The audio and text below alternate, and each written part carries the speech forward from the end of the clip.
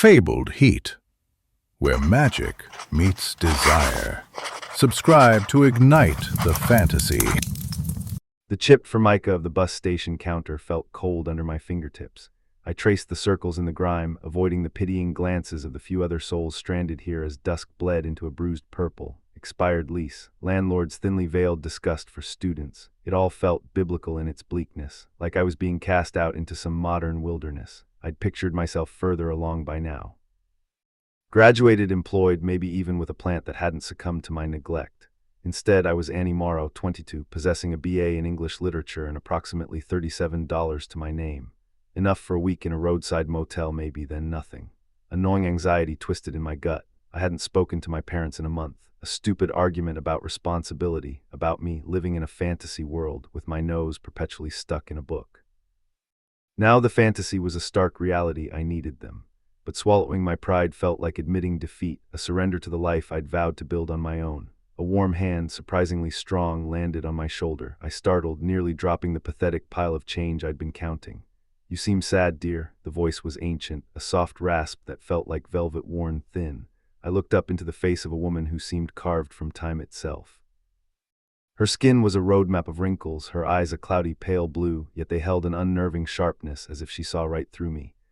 My throat constricted. It felt ridiculous to be spilling my woes to a stranger, but the dam inside me was threatening to break. I got kicked out of my apartment and have nowhere to go. The words came out fractured, a pathetic whimper. I felt a fresh wave of tears prickling behind my eyelids. She studied me for a moment, her gaze unblinking. It wasn't a judgmental look, not exactly, more assessing. "A sweet girl like you," she paused, her lips pursing in thought. "I have a small apartment, dear. It's at the far end of the city. It's not much, but you can call it home." And then she pressed something cool and heavy into my palm, an old bronze key. My eyes widened. I really can't afford rent this month. The tears finally spilled over, tracking cold paths down my cheeks. She squeezed my shoulder, her grip firm. "Don't worry about it, dear. You can start paying when you're ready. I have little use for money anyway."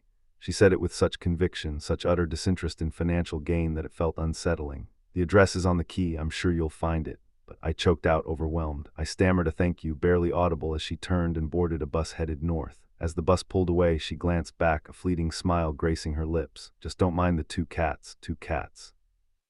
The phrase hung in the air, a curious afterthought. I wanted to ask her more, to express my gratitude, but she was gone. The relief was so profound it momentarily eclipsed the strange circumstances. I fished a cigarette from my pack, my hands still trembling, and took a long, desperate drag. A meal, a bed, a reprieve from the encroaching cold. It was a miracle. I'd call my parents, apologize, and figure things out. The bus to the far end of the city was grimy and smelled faintly of stale coffee and regret. I huddled by the window, drifting in and out of sleep, lulled by the rhythmic sway of the vehicle. When the driver finally announced my stop, I stumbled out, blinking in the dim light. The neighborhood was desolate. Buildings loomed like skeletal fingers against the darkening sky, their windows dark and empty. No streetlights flickered, no music spilled from open doors. The shops were shuttered, their displays covered in layers of dust and decaying newspapers. It felt like a place time had forgotten, a forgotten corner of the city left to rot. Here?" the bus driver asked, his voice laced with hesitation. He looked genuinely concerned. I nodded, trying to focus. The cold had seeped into my bones. "I live here." He frowned, unconvinced. "Look, I'm not trying to pry, but there isn't much here. If something's troubling you, maybe I can help." "No, thank you," I replied, forcing a smile. "I'm fine." "Lock your doors at night," he said, pushing the door closed with a reluctance that sent a shiver down my spine. Then the bus roared to life and sped away, as if eager to escape the oppressive atmosphere. I examined the key again. It was heavier than it looked, the bronze cool against my skin.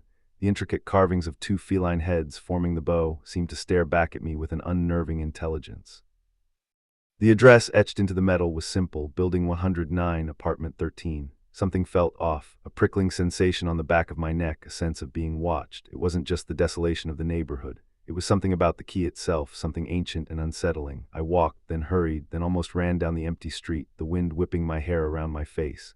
I regretted my stubborn silence with my parents.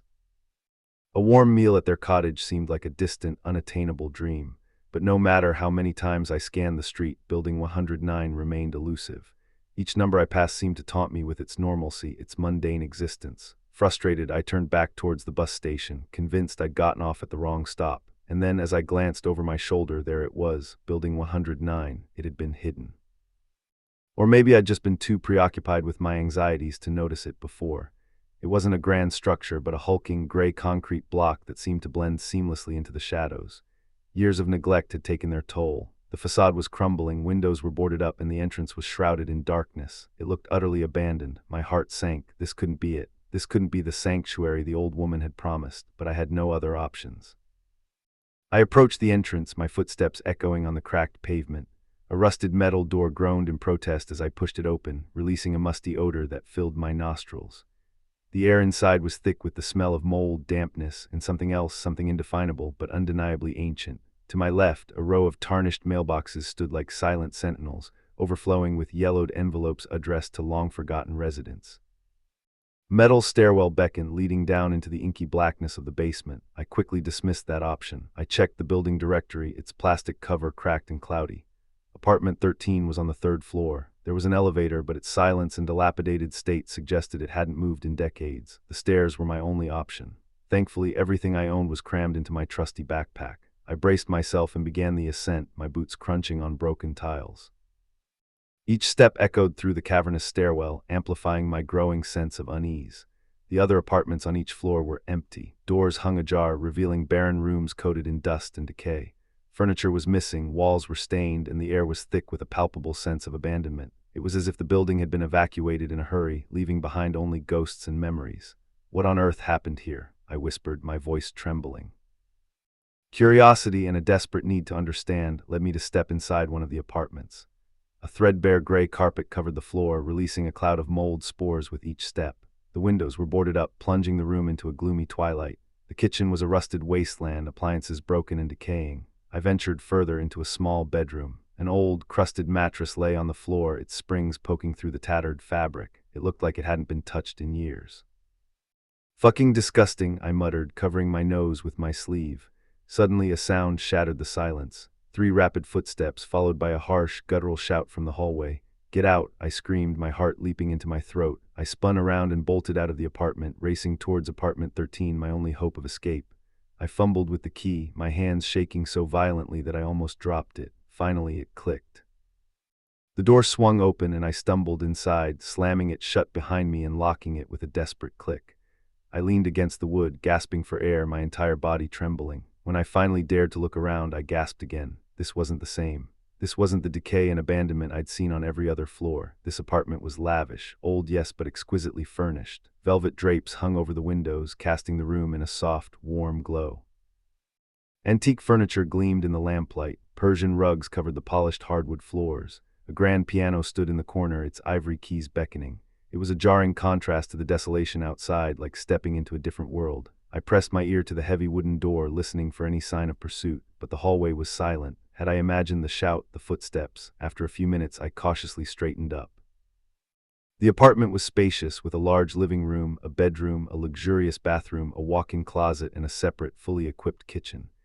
It was the nicest place I had ever seen, let alone stayed. I nearly cried with relief. A warm shower, a comfortable bed, a temporary sanctuary from the storm raging outside. I dropped my backpack and began to unpack, a small smile playing on my lips, and then I remembered I hadn't bought any food. Driven by curiosity, I opened the refrigerator and froze. It was packed, overflowing with every conceivable food item: fresh produce, gourmet cheeses, expensive wines, even a decadent chocolate cake. My jaw dropped. Tucked between a jar of homemade jam and a bottle of champagne, I found a small, handwritten note. "Help yourself, dear." And then I noticed something else. A smear of red on the corner of the note. It looked like blood. Unease washed over me, cold and suffocating. This was too good to be true. It was impossible. How could the old woman have filled this refrigerator so quickly? Why was this the only inhabited apartment in the entire building? I need to get out of here. Adrenaline surged through me. I grabbed my backpack and rushed towards the door. I shoved the ornate key into the lock and turned, applying more force than necessary, and heard a sickening snap. The key had broken, clean in half. The remaining piece was useless, a jagged fragment of bronze. No. I screamed, yanking at the door. It wouldn't budge. Panic clawed at my throat. I was trapped. I frantically pulled out my phone, hoping for a signal. Nothing. No bars, no Wi-Fi. I tried calling my parents, my friends, the police. Each attempt met with the same frustrating result: a dial tone, then silence. I sank to the floor, my back against the heavy wooden door, my body racked with sobs. This was going to be a very long night. And as I sat there, enveloped in darkness and dread, I felt a pair of eyes on me. not from the hallway, from inside the apartment. I slowly raised my head, my gaze sweeping the room, and there, perched on the back of the velvet sofa, were two sets of eyes, gleaming like emeralds in the dim light, two normal house cats, except they weren't looking at me. They were looking through me, and they weren't purring, they were waiting.